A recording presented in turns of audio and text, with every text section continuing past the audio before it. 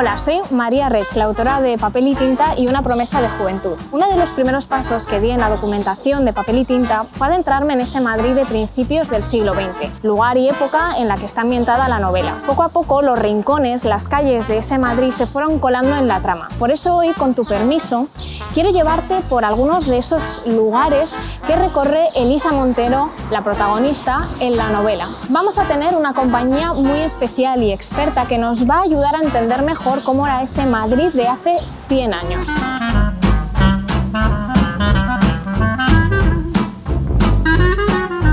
Vamos a empezar nuestro paseo desde un rincón muy especial, el número 20 de la calle de Villanueva. Si has leído Papel y Tinta, quizá te resulte familiar, y es que es justo aquí donde está la residencia de Elisa Montero, la protagonista. Esta calle está dentro de lo que hoy conocemos como el barrio de Salamanca, una zona que vivió una revolución urbanística a finales del siglo XIX y principios del XX, al estar incluida dentro del proyecto de ensanche de Madrid, firmado por el ingeniero Carlos María Castro. Aunque este plan Castro llegó a los despachos ya a mediados aproximadamente del siglo XIX, no será hasta 1898 cuando finalmente se apruebe. Sin embargo, ya en la década de 1870 empiezan a dar luz verde algunos proyectos urbanísticos, concretamente en los auspiciados por el malagueño don José Salamanca y Mayol, o Marqués de Salamanca, que terminará dando nombre a esta zona de Madrid. Algunos de esos primeros proyectos urbanísticos van a afectar a las calles aledañas a la calle Serrano, como por ejemplo esta calle Villanueva. El proyecto, mucho más amplio que el barrio de Salamanca y que planteaba la creación de nuevos barrios en toda la periferia de Madrid tras la eliminación de la cerca de Felipe IV en 1868, fue modificándose con los años y las disputas. Sin embargo, este espacio sí terminó conservando algunas de las características alumbradas en un inicio por Castro. Es el caso de la estructura cuadriculada, las esquinas achaflanadas, la construcción de hotelitos o palacetes, bloques de pisos de 4 plantas, zonas ajardinadas, buena canalización e iluminación en las calles, óptima conexión de transporte público, etc. Estas modernas características atrajeron a las clases altas y medias altas que pasaron a configurar su vecindario. Concretamente, en los números 16, 18 y 20 de esta calle Villanueva se construyeron 3 hotelitos o palacetes. Aunque en la novela el que se menciona constantemente es el número 20 porque es donde vive Elisa, este no sobrevivió al siglo XX, sin embargo sí que nos queda el número 18. De él sabemos que fue obra del arquitecto Cristóbal Lecouberri y que está datado entre 1865 y 1875, lo cual concuerda con esos primeros proyectos urbanísticos en los aledaños de la calle Serrano. Como ves, la línea entre realidad y ficción es muy fina. Bueno, ahora que ya conocemos dónde vivía Elisa Montero, vamos a pasear por algunos de los rincones que ya también recorren las páginas de Papel y Tinta.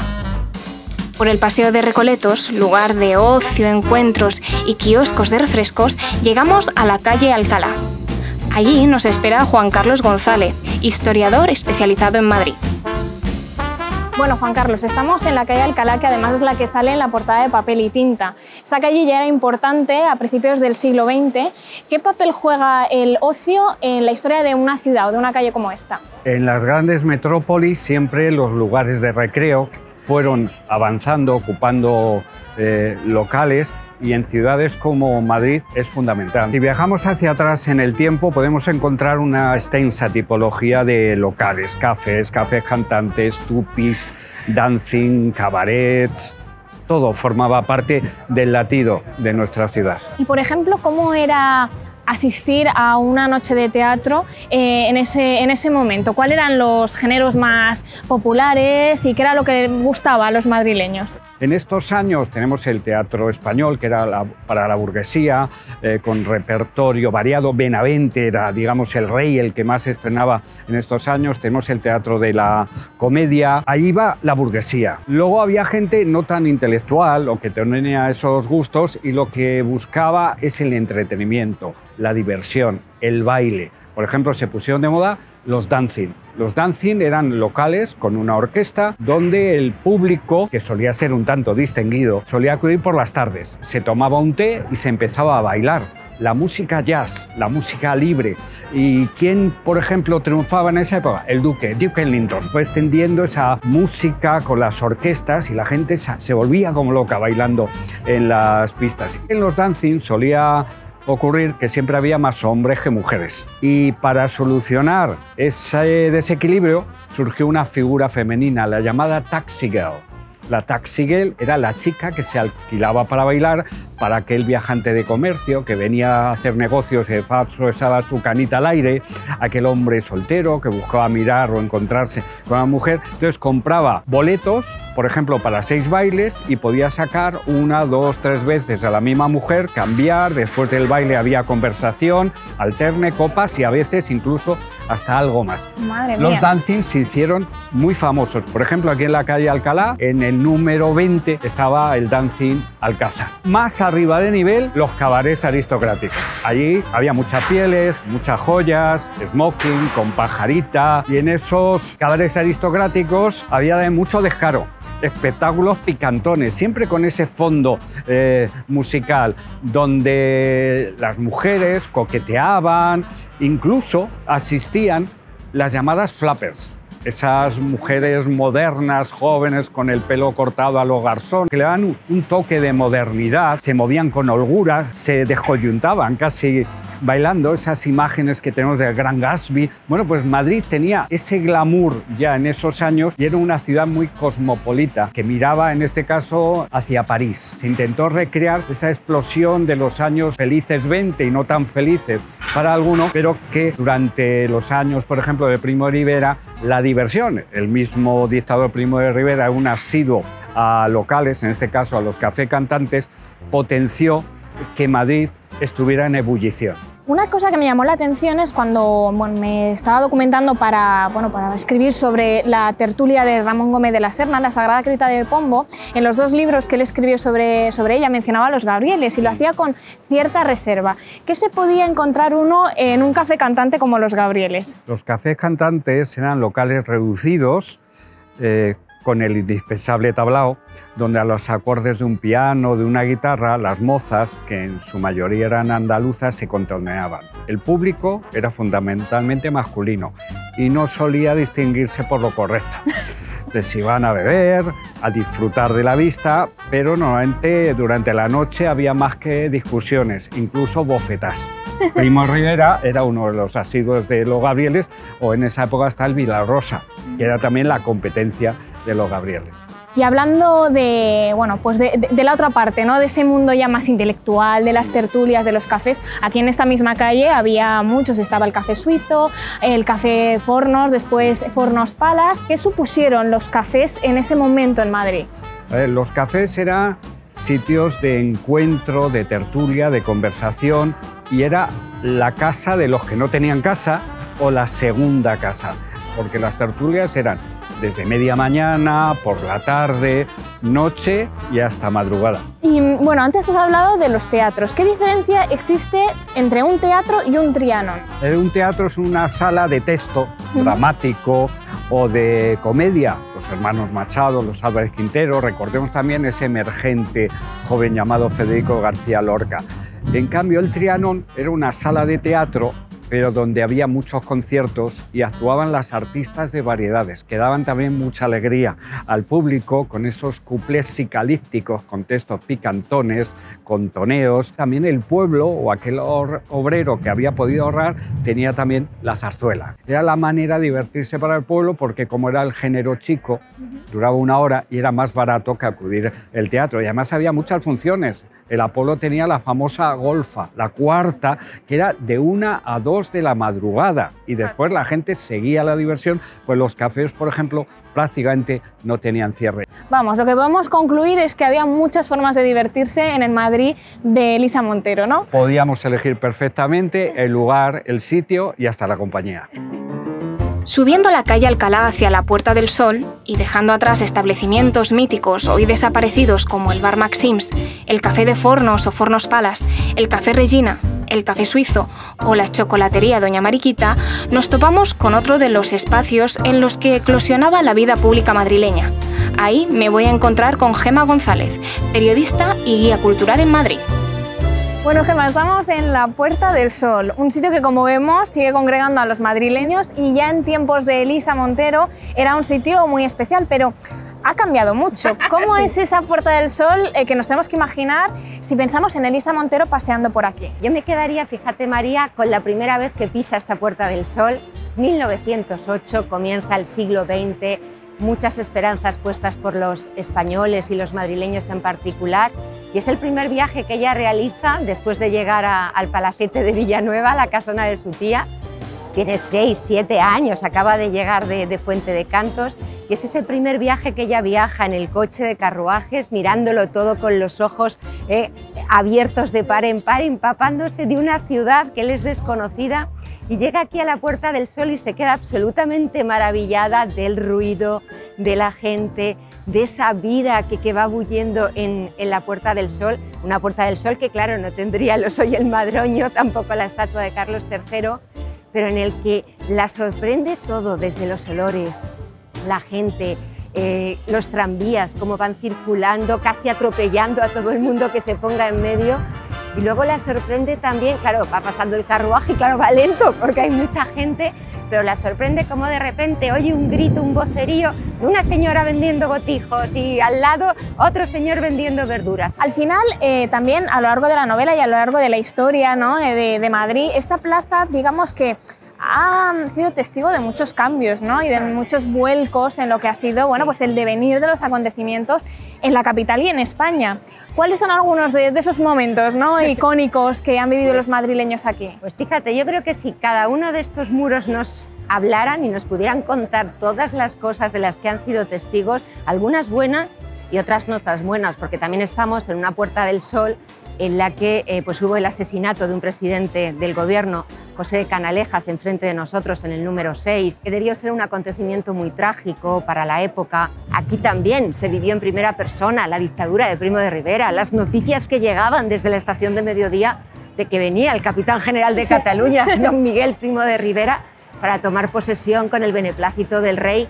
Y aquí sobre todo se vivió en primera persona los madrileños cuando salieron a la calle ese 14 de abril de 1931, en el que en la Casa de la Gobernación izaron la bandera tricolor y fue pues como que se desató la euforia.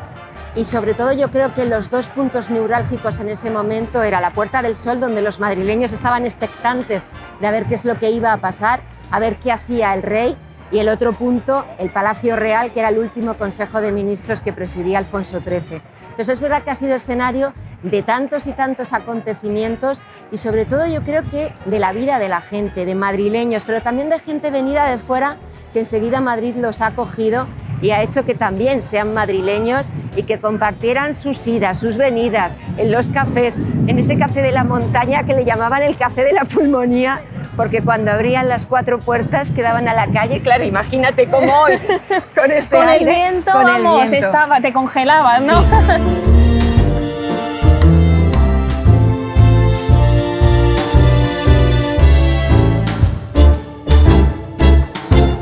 Bueno, Gemma, venimos de la Puerta del Sol, que ha sido una gran compañera de viaje para los madrileños, pero hay un momento a finales del siglo XIX que se llega a la conclusión que hay que tratar de aligerar, ¿no?, todo el tráfico que se concentra ahí. Hemos hablado de que era un rincón, ¿no?, que aglutinaba tranvías, paseantes, de todo, ¿no? Sí. Y hay que también intentar descongestionar el viejo centro de la villa, ¿no es así? Sí, hay que descongestionarlo.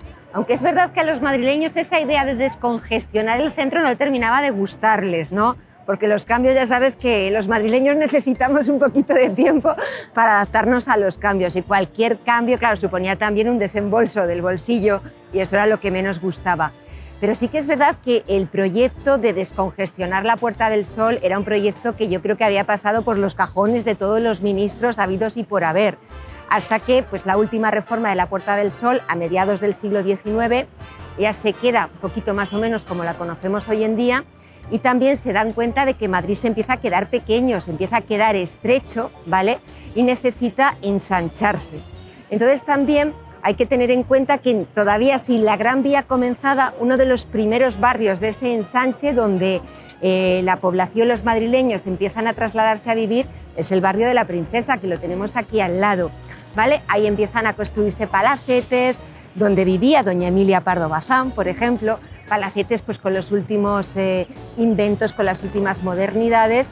Están relativamente cerca de la Puerta del Sol, pero necesitan otra vía, otra arteria para poder comunicar o poder salir sobre todo a la arteria principal, que era la calle Alcalá.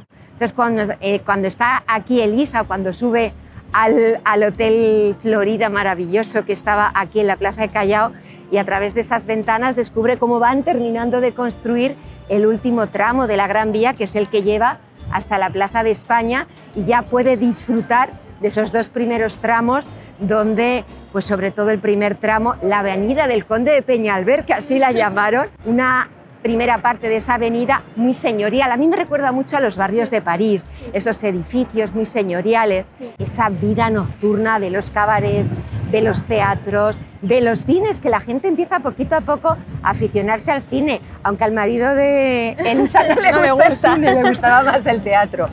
Y cuando estamos ya en los años 20 y Elisa pasea por aquí o visita el Hotel Florida, es cierto que ya puede ver cómo han terminado esos dos tramos, el segundo, Avenida de Pi Margall, por el presidente de la República, y falta ese tercer tramo que se terminará ya en los años 30 hasta la Plaza de España, que le pondrán el nombre del segundo presidente del gobierno que asesinan, que fue Eduardo Dato en 1921. Y es verdad que cada tramo es como por separado, cada tramo tiene su encanto por separado, no hay, como te decía al principio, una uniformidad, pero verdaderamente yo creo que Madrid no se entendería sin esta Gran Vía maravillosa. Absolutamente, es una vía larga, ecléctica, sí, ¿no? Como hemos dicho, en ese momento en papel y tinta se entiende con el nombre de 3 calles, casi 3 avenidas distintas, pero al final fue un gran paso, ¿no?, para ir conformando ese Madrid contemporáneo que hoy conocemos, ¿no es así? Exacto, y sobre todo el deseo o a lo que aspiraban los 18,5 millones de españoles o 19 millones que vivían por esa época, era que Madrid se modernizara, que España en general se modernizara. Tras nuestro paseo por ese centro de la villa en evolución, regresamos a otra de las zonas incluidas en el proyecto del ensanche, el barrio de Chamberí. Este, al igual que el de Salamanca, estaba ubicado en el límite norte de la ciudad y, aunque al principio se planteó como zona industrial, terminó por configurarse como vecindario para clases medias y medias altas. En su trazado también son visibles algunas de las características urbanísticas de finales del siglo XIX y principios del XX. Calles en cuadrícula, zonas ajardinadas, bulevares, buen saneamiento, pisos de 4 alturas y palacetes u hotelitos.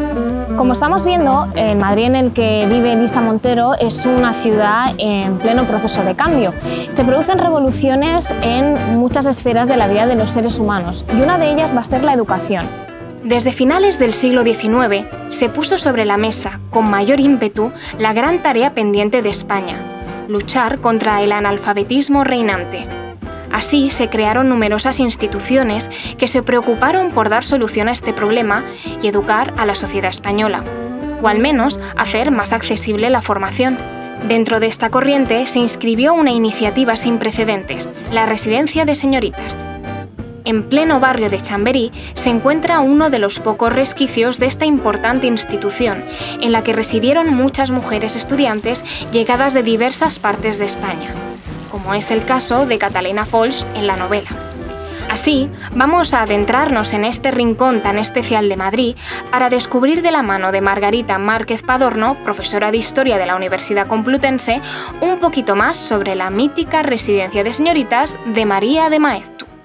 Bueno, Margarita, estamos en el número 53 de la calle Fortuny. Es uno de los emplazamientos, ¿no?, de la institución, la Residencia de Señoritas. ¿Cuándo surge y por qué? Bueno, pues la Residencia de Señoritas es una apuesta que hace la Junta para Ampliación de Estudios, es decir, el Ministerio de Instrucción Pública, en 1915. Digo que es una apuesta porque en 1910, más o menos en estos parajes, un poquito más abajo, en entonces Fortuny 30, crearon en 1910 la Residencia de Estudiantes, que era una necesidad, porque había muchos estudiantes que venían de otros lugares de Madrid a estudiar a la Central y no tenían en sus pensiones o en las casas de familiares, no tenían el reposo suficiente para poder ser brillantes en sus carreras. Paralelamente, en 1903, este edificio es comprado por un matrimonio de misioneros norteamericanos cuyas misiones eran para apoyar el avance de estudios de la mujer. No tanto universitario todavía, pero sí que sacarán bachilleres y magisterios. Poco a poco esto se va quedando pequeño y deciden hacer otro edificio en la calle hoy Miguel Ángel 8, al estilo de los colleges norteamericanos, y esta institución se llamó Instituto Internacional para Chicas en España,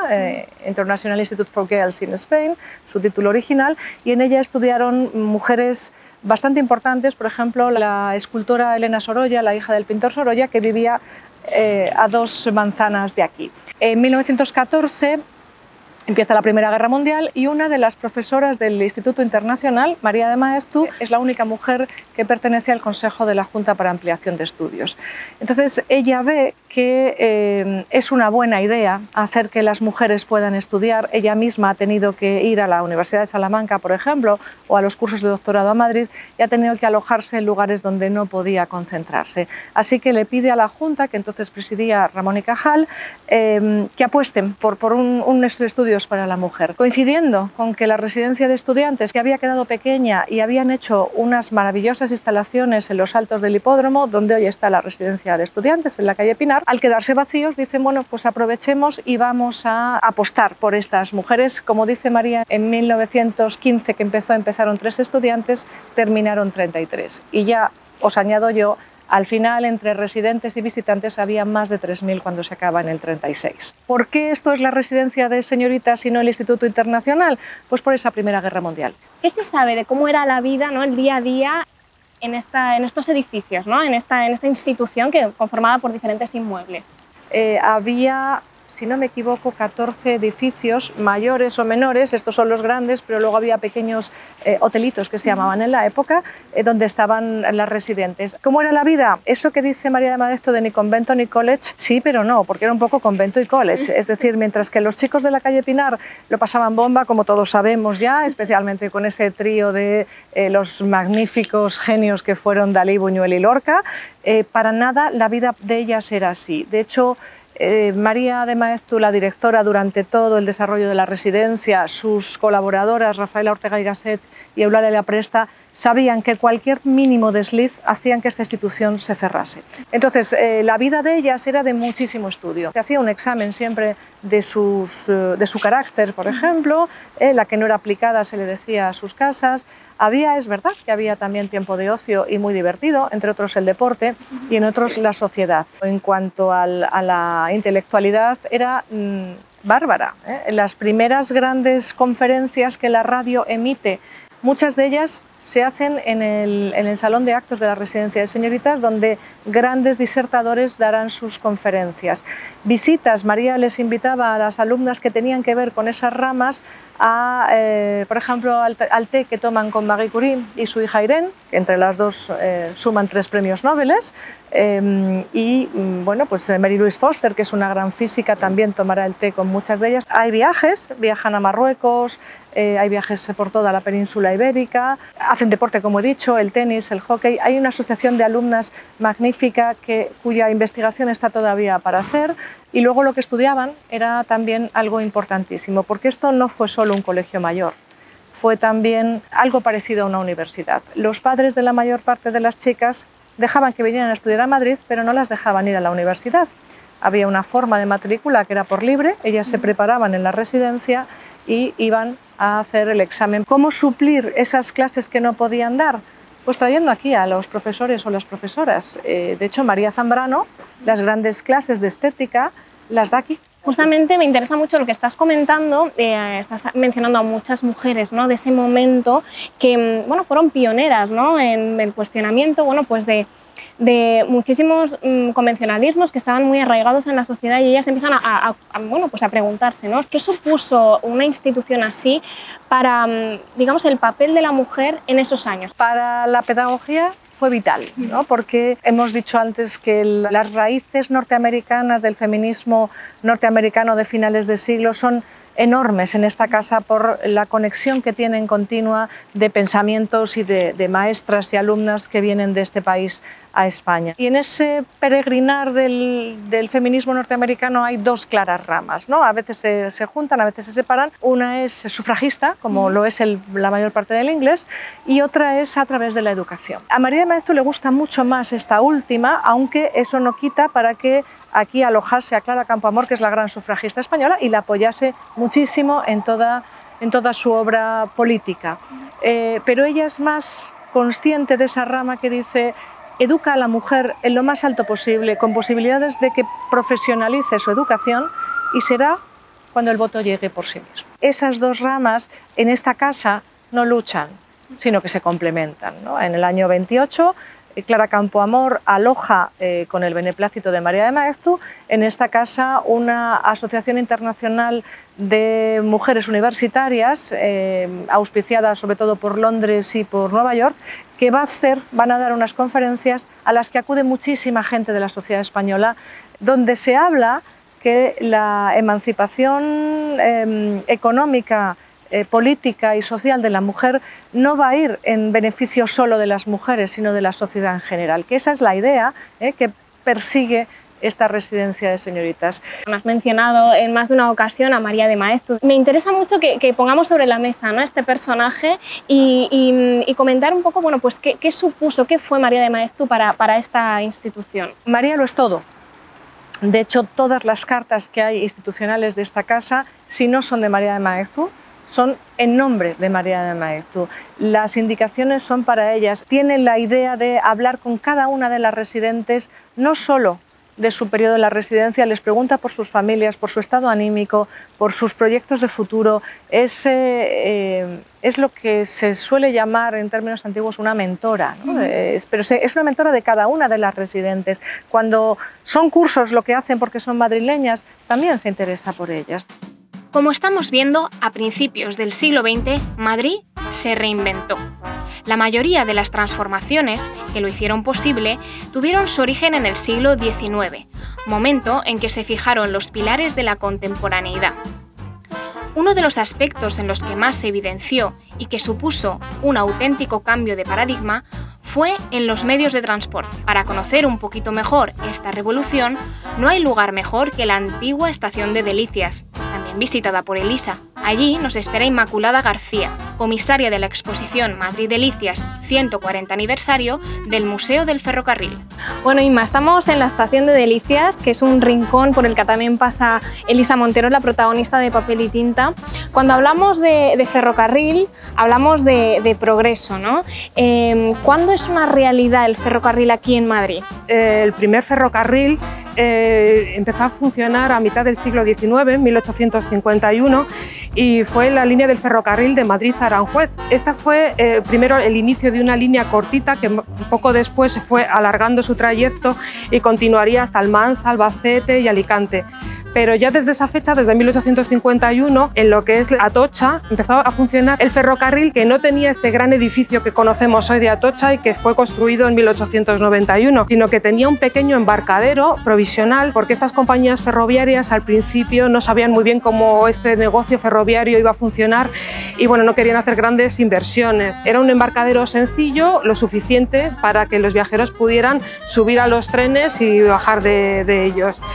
Además de esta estación, que empezó en esa fecha, en 1851, otra compañía ferroviaria, la Compañía del Ferrocarril del Norte, empezó un poquito más tarde, en 1861, en la zona de la falda del Príncipe Pío, por eso se llama la estación de Norte Príncipe Pío, y un poquito más tarde, en 1864, se trazó una vía que se llamó la Vía de Contorno, que unía las dos estaciones. Esta vía de contorno es la que hoy es una vía de cercanías en Madrid, pero que durante muchos años fue una línea básicamente de mercancías y que bueno, hizo una especie como de frontera o de barrera en esta zona sur de Madrid que condicionó para siempre pues, el desarrollo de esta zona. Si nos vamos a principios del siglo XX, finales del siglo XIX, ¿esta zona qué era? ¿Cuáles eran las características que podíamos encontrar alrededor primero del germen, ¿no? de esta estación? Bueno, todas las estaciones ferroviarias de Madrid, cuando se construyeron o cuando se plantearon como cabecera de las líneas, cada compañía privada tenía su cabecera de línea aquí en Madrid, se construyeron a las afueras de lo que era la ciudad. Entonces, por esta zona, la ciudad finalizaba en el siglo XIX lo que es en la Puerta de Atocha, la Puerta de Toledo, y toda la estación de Atocha se situó justo después y Delicias un poquito más abajo. Como en el último tercio del XIX ya se había construido esta vía de contorno, y cuando se plantearon construir Delicias, lo hicieron aquí porque estaba muy cercana a esa vía de contorno, con lo cual iba a tener conexión con las otras dos estaciones. De la vía de contorno hacia abajo era una zona agrícola, semirural, de recreo para la población, que iba hasta el Manzanares, que era un sitio completamente diferente a lo que hoy conocemos y que bueno, tenía otro tipo de utilización, mucho más de recreo. Sin embargo, claro, al construirse el ferrocarril en esta línea, pues ¿qué hicieron? Muchas empresas y talleres, empresas de transformación, se situaron junto a la vía para poder transportar sus mercancías. Todas estas empresas atrajeron a obreros, a personas que estaban llegando a Madrid desde los pueblos, desde otras zonas de España, y entonces junto a esas empresas se construyeron también viviendas para estos obreros. Entonces, desde entonces esta zona, Arganzuelas, pegó un salto de ser agrícola y semirural a industrial y obrera. Cuando aparece esta estación de Delicias, ¿qué lugar, qué papel ocupa dentro de lo que es el entramado ferroviario tanto madrileño como a nivel nacional? El ferrocarril, cuando se constituyó, no había una red nacional, eran compañías privadas, cada una se hacía cargo de la concesión de una línea, unas iban hacia el norte, otras más hacia el este. Delicias se constituyó como la cabecera de las líneas que iban hacia el oeste, era la puerta del oeste en Madrid. Desde aquí partían y llegaban los trenes que iban hacia Extremadura y hacia Portugal, hacia Lisboa. Con lo cual, todo ese movimiento migratorio, ¿no?, de gente del interior que quería venir a la capital, que estaba creciendo con fuerza, ¿no?, en la última mitad del XIX y el primer tercio del XX, pues lo tenía mucho más fácil para poder llegar a la capital y venir a establecerse buscando nuevas oportunidades y un futuro mejor. ¿Cómo era viajar en esos primeros momentos del ferrocarril, ¿no? ¿Cómo era un viaje en tren?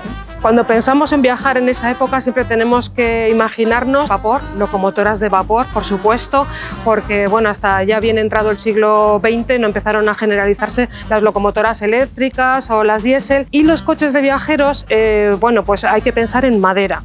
Estaban construidos en madera con todo lo que ello significaba, ¿no?, de que pues al arrancar, al frenar, el chirrido de las maderas, ¿no?, encajando y desencajando. Y bueno, estos viajes eran mucho más lentos, daba tiempo pues a confraternizar, ¿no?, con tus compañeros de viaje. Los viajes, claro, eran algo mucho más lentos. La velocidad comercial por aquella época pues quizás podía alcanzar 50 km/h, 60 km/h, nada que ver con lo que después se ha alcanzado. Ese vapor, ese olor a la carbonilla, ¿no?, que entraba por la ventana, las ventanas abiertas, el olor del freno, todo eso era pues un ambiente completamente distinto a, por ejemplo, hoy si viajamos en el AVE, nada que ver. Absolutamente.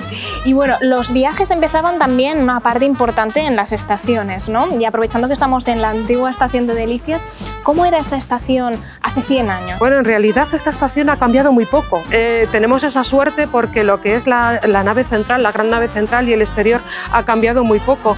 En su aspecto sí que han cambiado las dependencias interiores y, en fin, bueno, cuando empezó a funcionar esta estación, el acceso de la estación no era por esta parte frontal que hemos hecho ahora, sino que la vida se concentraba en el vestíbulo, que está situado en uno de los laterales, donde tenía una parte para salidas y otra para llegadas de viajeros. Los equipajes se facturaban antes de salir de viaje, cuando llegabas los recogías. En general eran muy bulliciosas, el tráfico ferroviario el tren era el medio de transporte por excelencia, todavía no se había generalizado el tráfico por carretera y el trasiego de gente entrando y saliendo, mozos de equipajes, con personal ferroviario que era muchísimo más numeroso que ahora. En fin, era un trasiego de ir y venir que bueno, facilitaban también pues eso, la interactuación, ¿no?, entre todas las personas que aquí estaban. Reflejo de la sociedad, ¿no?, una sociedad de clases, habría diferentes, ¿no? diferentes formas de viajar o estaba departamentado de alguna manera? Sí, sí, por supuesto. El tren, desde luego, desde que empezó, todo estaba perfectamente compartimentado. Los coches siempre, desde sus inicios, había coches de primera clase, de segunda clase, de tercera clase y como tal había salas de espera en la estación también propias de primera clase, de segunda y de tercera. Incluso esta estación llegó a tener una sala de espera para los reyes. Fue inaugurada en 1880 por Alfonso XII y su esposa y tenían una sala de espera propia para cuando quisieran hacer sus viajes en ferrocarril no mezclarse, como quien dice, con el resto de viajeros. Aunque tranvías, coches de caballo, vehículos a motor, simones inundaban las calles de Madrid hace 100 años, había una actividad que seguía siendo muy popular, que era la de pasear. Eso de ver y ser visto y para ello ponerte tus mejores galas gustaba muchísimo a los madrileños. Para tal cometido se utilizaban los paseos, como el Paseo de Recoletos, que hemos visitado antes, y también las zonas ajardinadas, como por ejemplo el Parque del Retiro. Este parque fue abierto al público en 1868, después de la Revolución Gloriosa, que terminó con el reinado de Isabel II. Por tanto, cuando Elisa vive en Madrid, entiende esta zona como un lugar pues de relajación, de paseo, de recreo. Y algunas veces ella viene simplemente a dar una vuelta y otras veces lo utiliza como destino. En cualquier caso, cuando pasaba por aquí, ella también podía admirar la arquitectura del Palacio de Cristal. Este fue construido en 1887 para la Exposición de Flora de las Islas Filipinas. El arquitecto a cargo fue Ricardo Velázquez Bosco y, como se puede apreciar, es uno de los ejemplos madrileños de la llamada arquitectura de hierro, muy en boga en las últimas décadas del siglo XIX. Este punto no es el único rincón icónico del principal parque de Madrid. Otros, como la Fuente del Ángel Caído, el Monumento de Alfonso XII, la Fuente de la Alcachofa, el Paseo de las Estatuas o la Casa de Fieras, acompañaban a los madrileños coetáneos de Elisa, Catalina o Pascal en sus habituales paseos por el pulmón verde de la ciudad. Y en este particular punto, especial en las páginas de la novela, terminamos nuestro paseo por el Madrid de Elisa Montero. Espero que hayas disfrutado. Si ya has leído Papel y Tinta, te espero en nuevos viajes en el tiempo y si no lo has hecho, Elisa Montero te espera en el Madrid de principios del siglo XX. En cualquier caso, muchísimas gracias por acompañarme. Hasta la próxima.